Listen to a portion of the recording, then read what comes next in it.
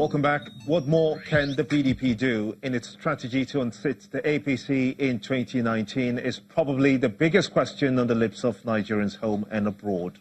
Well, let's find out from our guest in Abuja. Wilson Diruwari is a solicitor of the Supreme Court of England. He joins me from Abuja. Thank you so much indeed for coming on the show. You're from the diaspora and did meet with the PDP presidential candidate while he was in London before the primaries were held. How important is his emergence for Nigerians living in London? Good evening, Gimba, and good evening, Nigerians. The emergence of His Excellency Alhaji Atiku Abubakar is not a new thing. It's not surprising to me and to other members of the diaspora.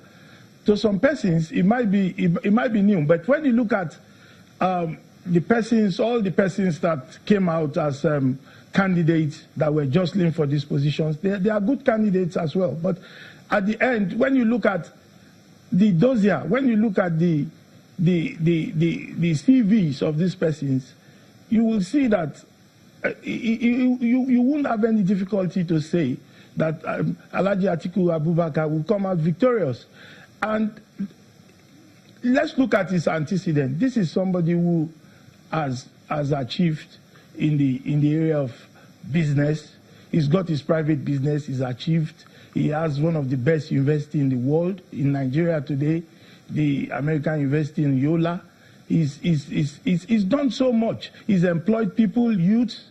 He has over 50,000 people employed in his business. Both direct and if I may just butt in now, because those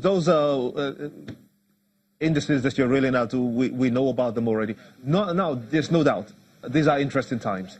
The latest being that Peter Obi, former governor of Anambra State, may just have been chosen to be the running mate of Atiku Abubakar. How does that cut across to you as an individual and by extension the people in the diaspora?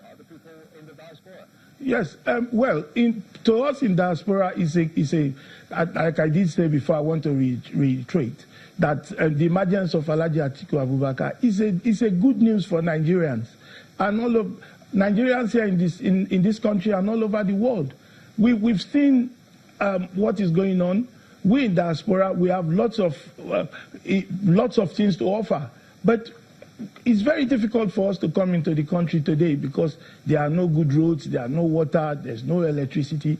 And Mr. Peter Obi, I can remember the first time I met him one-on-one was in Chatham House in London when he came with President His Excellency, former President of Nigeria, Alhaji Atiku Abubakar. I saw him there, and a very calm person. He's a very calm man. He was there. I saw him side by side. I think Peter Obi, when he was governor of Anambra State, he did a lot. He is the person who has put Anambra State to where he is today, economic-wise, infrastructural-wise, and also he's done a lot. And I think that is what the present governor of Anambra State is building on. So this, if he's taken as the vice president to contest on the same platform with Alhaji Atiku Abubakar, that would not be a surprise to me because this is somebody who also has a lot to offer. He has offered, he has his records to show in Anambra State where he's from. So I think Peter Obi is not a wrong choice for His Excellency Alhaji Atiku Abubakar. Now, one cardinal thing, restructuring, is very cardinal and central to Atiku's campaign. And as a matter of fact, he said that he will restructure Nigeria in his first 6 months in office if he gets to become president. The question is how, considering that he may have to amend a whole lot in the Constitution to achieve that. So how will he do that? Yes, Jimba, thank you so much. You see, when you talk of restructuring, it's not far-fetched. These are things that are also in our Constitution. When you talk of restructuring is not something that is very difficult to achieve. It's just giving wealth to those persons who has this wealth, develop their places. This is something Alhaji Atiku has been saying all over the years. You don't take off what belongs to other people. Use that to develop other places while those people are in penury, while they are in want.